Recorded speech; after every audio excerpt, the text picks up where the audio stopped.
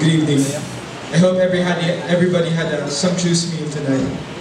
A man can never set sail a journey on his own, nor reach his port of destination without looking back at those people who've been kind enough to lend him a hand. And so, I would like to take this special opportunity to thank those people and express my deepest gratitude who made all of this, virtually all of this possible.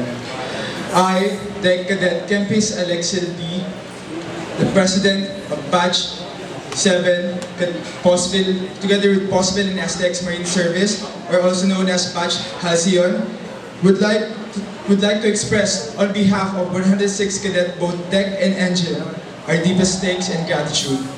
First and foremost, we would like to thank God. Without His divine providence, all of this wouldn't be possible, to whom all our dream and future are anchored to.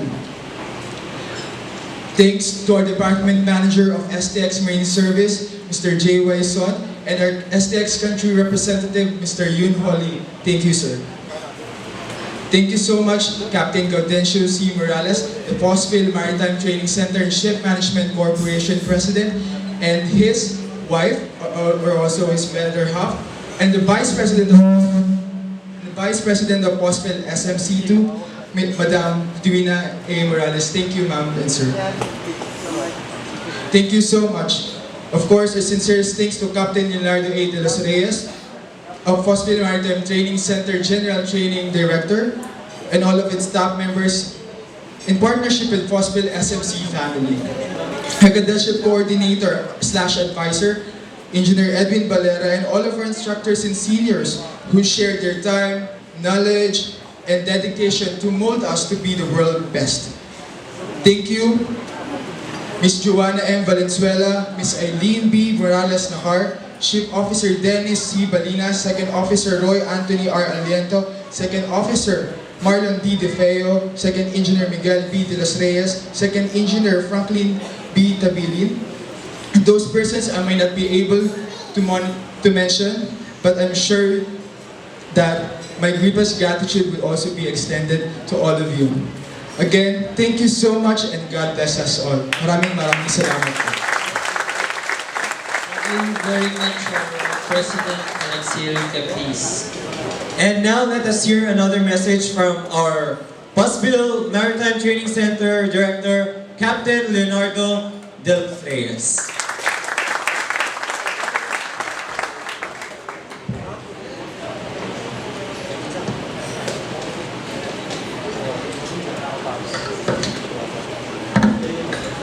Good evening everybody. Magandang gabi po sa inyo lahat sa mga magulang ng kadet.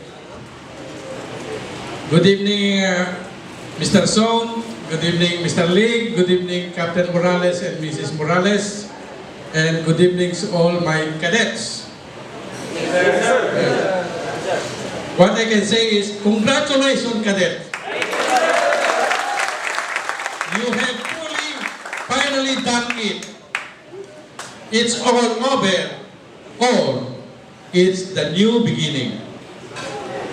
Nag-uumpisa pa lang tayo. You have truly shown and seen your determination, commitment, abilities, and talent. Katulad kanina, ewan ko lang, hindi ba kinahiya ng magulang yung ginawa ng mga anak nyo kanina?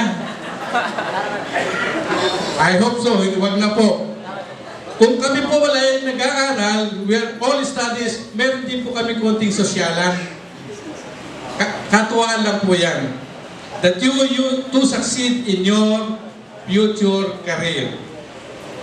All your hard works have finally paid off because you are graduate now. You will be off with your studies completely, or you will have a new arena to deal with. After this, your actual life start. Good luck, whatever field you choose to opt. I always knew you would leave your cadetship in the middle, and I had full faith that you could make it to the end.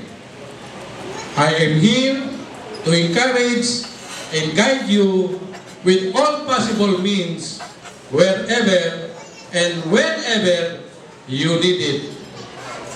We expect you to build a good relationship with this institute and be part of our alumni parties. Do not miss to remember and thanks all those whose guidance had got you to the end. We being your supporter, congratulate you for your completion. Wishing you every success and hoping you stay connected with us in the future. May you be blessed with such abilities and success always and a prospering future. What I can say, all the best, Cadet. Thank you very much.